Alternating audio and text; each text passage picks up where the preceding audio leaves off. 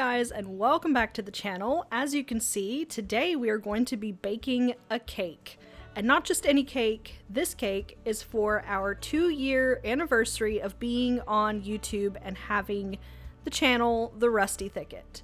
So just wanted to say really quick, welcome to those of you who are just now finding the channel, and welcome back to everybody else who has been following me along in this journey. I have kind of talked about this cake a little bit before. I really wanted something that was like a mossy log looking cake, and we're not going to get fancy. This is literally just stuff I have from my house. I'm not really an influencer, I wouldn't say, so I'm not trying to buy stuff I don't need or things that I just wouldn't typically get. I also didn't go get a fancy one from a bakery, mostly because I just wanted to make it myself, but also because, you know, with the one car running around and stuff, it gets complicated here. So I wanted to try my hand at making a few things I have never done before. That cake that we made at the beginning, that was just like a boxed German chocolate cake. I thought that would be the most log looking, especially with the icing kind of the way I plan on doing it. So make sure you stick around to the end to see the whole thing come together. Right now we are making graham cracker crumb moss. I wanted several different kinds of moss if I could get it. I ended up with 2, but I think they were the most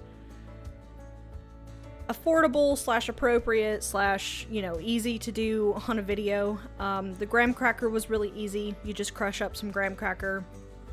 I didn't blitz it in a food processor because I wanted it to be a little on the chunky side, but then you just add some green food coloring to that and it went really well.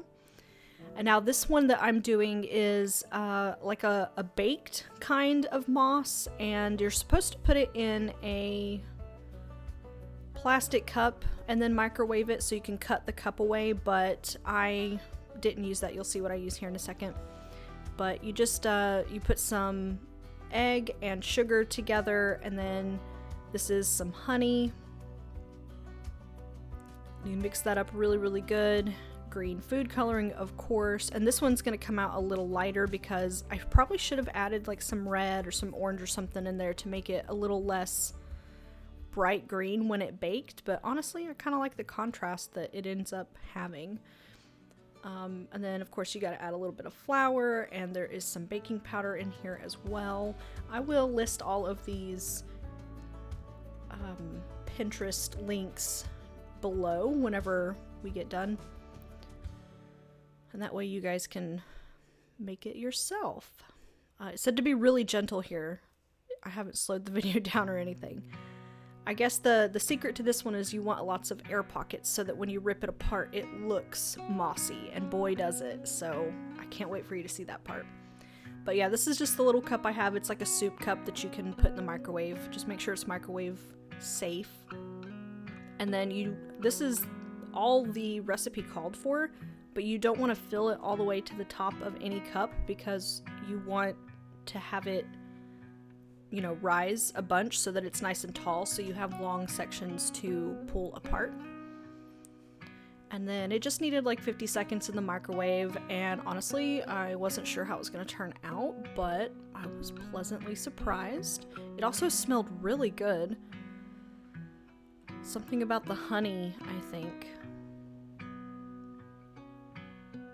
Look at that. So then I just set it on the cooling rack, and while that was cooling, I wanted to start working on my meringue.